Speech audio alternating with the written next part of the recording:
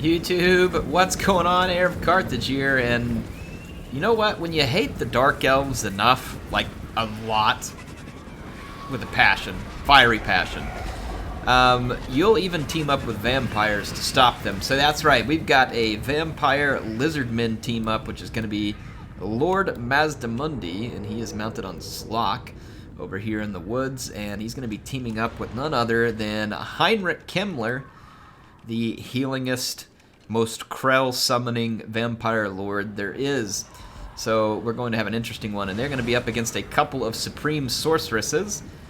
I guess looking to, I don't know, like I said, the Lizardmen must really be angry to team up with the vampires. Anyway, let's start checking the units in this battle out. I'm going to slow it down just for a second. For the vampires, it's a bunch of zombies up front, and they are leading a ton of Grave Guard. They're backed up by a couple of Temple Guards. And then the Cold One Spear Riders, there is a Claw of Nagash right in the center. You all probably familiar with this unit. It slows everything around it down, and it's a Mortis engine, so it sucks the life out of everything as long as it is in melee. There are several Chameleon Skinks in play for the Lizardmen. They are 2 on this flank and 1 on the other. Here they're peppering Cold One Knights. There are a couple of Banshees hidden in the woods. There's a Solar Engine and a Terrorgeist, as well as a Legion of Chakwa guarding Mazdamundi over here. And let you all see the abilities of Mazdamundi. It looks like we got Arcane Unforging, the Shield, Banishment, Net, a whole bunch of different spells that are available to Mazdamundi. And then, of course, we have a Krell summon with Kemmler, and he's got his abilities for healing.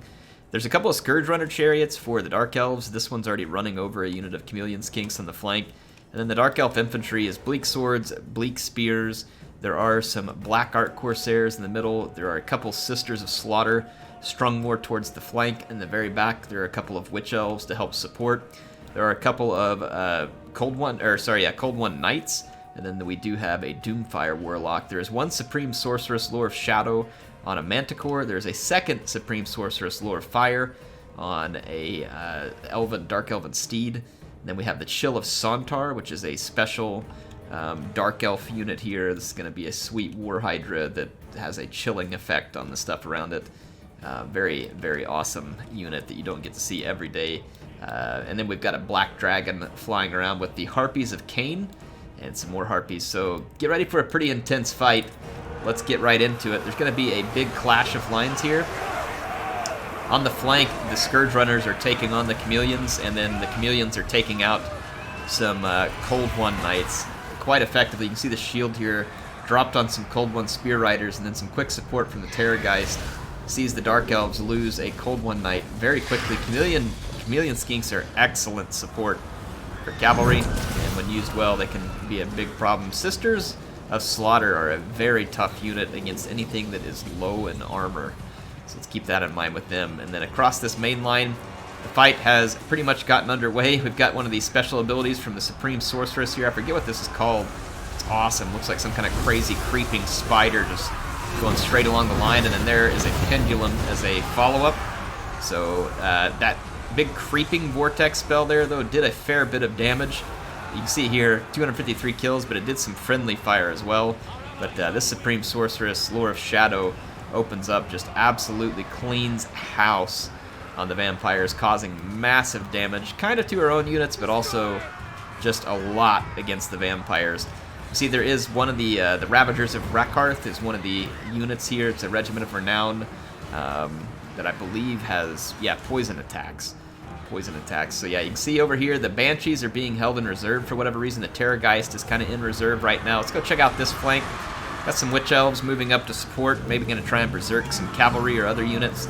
Here we got Cold One Knights fighting up against Cold One Spear Riders, 2 relatively even matched cavalry units here. Woof! Another pendulum ripping through. Don't ever underestimate the penumbral pendulum, especially overcast. It causes a lot of damage. Dangerous spot for Mazdamundi. He's trying to clamber his way through here. He's being chased by Witch Elves and a lot of other units. And he gets hit by Enfeebling Foe, also from the Shadow Sorceress. So, and over here a Flame Storm gets dropped, which does kill a few Dread Spears. This is from the other Supreme Sorceress, but you can see a huge ball of vampires that cut down. So the Flame Storm ends up doing quite a lot of damage as well. The Mortis Engine's still alive. This is bad news. And I want to like start to point something out here. Krell is, let's see, or sorry, not Krell. Here's Kemmler. So Kemmler is untouched according to his health. But remember that he can heal a lot, and he gets quite a lot of health, honestly, for just a dude on a horse. Like, that's a ton. And he can heal up to 3,500 more if he gets to, and you can see he's already healed up 700 hit points. So Krell can really tank some damage. Kemmler can really take some damage if it happens the right way, where he has time to like kind of heal it off. Now somehow Mazdamundi came out from underneath the spell of the Witch Elves, and he's going to continue to rock and roll. He will cause damage to infantry for days unless you get the right stuff to stop him. Upon Zlok, I mean, he has a just tremendous number of hit points. Anti-infantry bonus. You can see that was a ruination of cities going off back here, attempting to get some of these crossbowmen, and indeed it did. Indeed it did. There's a black dragon attacking the solar engine back here. Not going to be a real quick fight between either of these units. Very heavy armor on the Distillodon, so it takes a while to do some work against it. The dragon does cause considerable armor-piercing damage. Back here we got some routing elf troops that actually stumble past the Banshees, and there's a skink cohort back there as well. You can see Mazdamundi dropping a shield up here trying to help the Lizardmen. The Chilla Sontar got a really nice breath attack. I'll kind of show you where it hit. It landed right here. You can see just cleared out a huge line of Temple Guards, so it was an excellent breath attack by the Chilla Sontar that happened just moments before we got over here. And Mazdamundi in quite a bit of trouble here. Quite a bit of trouble. He's being chased. There's multiple units in the vicinity. He's just trying to get away, and he's not causing as much damage as he could because of having to kind of flee around constantly. You can see these Witch Elves berserking, multiple units, and then the Black Dragon dropping a breath attack there. Harpies are still alive. Let's go check out this flank. On this flank, Krell and Kemmler managed to pin down the Supreme Sorceress Lure of Fire. And then they're going to be dropping a Wind of Death here across these crossbows. Now, that's a pretty expensive spell, but Dark Shards can cause a lot of damage. So that could have been very worthwhile, especially you can see how it's shooting up the Terrorgeist. Look at Kemmler, though. Still just untouched hit point-wise, but he has healed off over close to 1,400 hit points. So, I mean, he is really healing it off. Krell actually doesn't have any kills. Not a lot of enemies around. He was helping to chop through the Supreme Sorceress, but he's basically untouched as well. But he's a summon. He won't last forever. Let's go take a peek out here on this flank. The Supreme Sorceress is trying to get away, being chased by Kemmler, and in a lot of trouble. Overall, though, the Vampire Lizard Alliance has got themselves an uphill battle here.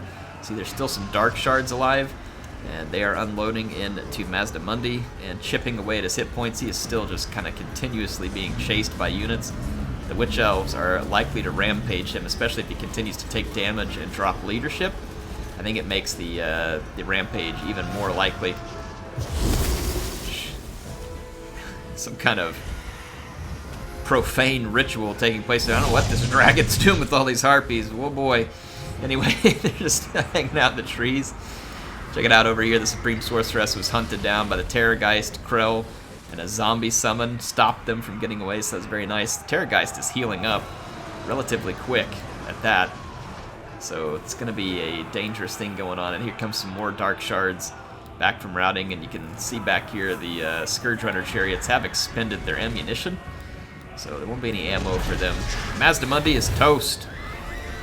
He has fought bravely, caused a lot of death and destruction, but just too much after him at this point. So that really leaves Kemmler and his Terrorgeist, and they are up against some overwhelming odds here. There are a few Temple Guardsmen left to help him, getting hit by the Ravagers of Rakarth, Dread Spears, Black Ark Corsairs, Black Dragon. I mean, just everything. Like everything in the kitchen sink here getting thrown at Kemmler, and look at him. Look at him just shrugging it off. Just shrugging it off like it's not even happening. Here, let's see if we can get... come on, give me Kemmler. Give me Kemmler. Got him. Anyway, let's check out his hit points here so you can see, like, just how quick he can replenish hit points. You see him there just jumping through hit points because he's in combat. So I want you to kind of just keep that up and kind of see how quickly he's replenishing through those hit points. So it's just turning him into an absolute tank. And And just, even with everything getting thrown at him, they're having a hard time landing all the shots. He keeps summoning zombies. And somehow manages to just slip his way out of this fight like a greased pig.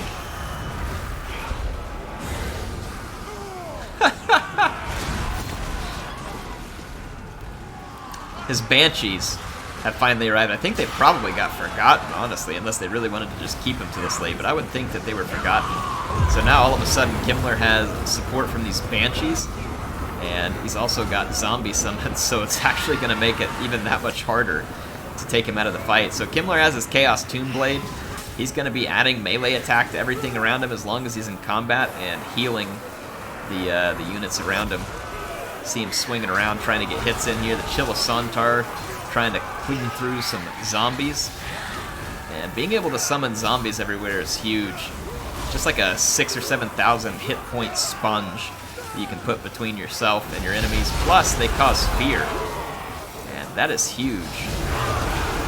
Maybe not against vampires, but you know, these vampires are usually fighting other non-undead factions. So you put some zombies in there behind a unit, you get the attack from behind and the fear, and even zombies can end up making a big play there. But it's really just the hit point soaking that they do. Woo! See, the Black Dragon got a nasty breath attack off through there. That was pretty gruesome. See the kill, yeah, 156 kills. There's a ton of zombies. That was a good way to clean up the zombies. Look at this, Kemmler still just kind of almost untouched. Just incredible the way he's shrugging off the damage. He still hasn't even finished all of his healing. Look, he's still got 900 more hit points of healing. And despite getting tossed around by just about everyone, he just continues to shrug it off. Absolutely impressive. Impressive. Yeah. Let's get in here close again. Just kind of give you all some sweet close-ups. So probably not able to... Whoa, man, another banishment. Is Mazdamundi still alive? Yeah, he was. Holy crap. That was his shield. I was wondering, like, whose shield is that? But I thought Mazdamundi was dead. He came back and was alive just momentarily before buying the farm there. Look at the fight Kemmler's been up. So he's finally gone through all of his reserve hit points from healing. Most of them, at least. Let's see the... Harpies, or Crows of Cain, is that what they're called? Yeah. Crows of Cain, yeah. Oh my goodness, the harpies in here. Poor Kemmler. What a place to be. Almost makes me feel bad for him here. At this point, though, army losses are starting to mount. Kemmler's got no summons. You can see that they're just going to be absorbing everything the Dark Elves can throw at them. But because it's not quite enough to flip the total count here. Look at that, only 13 units left. Where are the other units? Is there some Lizardmen unit that regrouped somewhere? No, now it's all gone. It's just the 3 units. Maybe it's zombies or something that were caught up in there. Yeah, now you can see the leadership really struggling for these banshees. They're just getting tossed around by everything. Now, none of these units have really taken a ton of damage, though. Kemmler's the one that's taken the most, but he just tanked it. The Banshees are healing off most of their damage because there's not a lot of magical attacks going on in here. In fact, I'm not sure that there's any magical attacks on the battlefield. I don't think so. So the Banshees will be kind of a pain in the butt. Plus, they cause terror. So, it's going to be harder, though, to get a terror out. Not impossible, but harder to get the terror out just because there's leadership around for the Dark Elves. I just want you all to get a good feel here for how long Kemmler tanks this fight.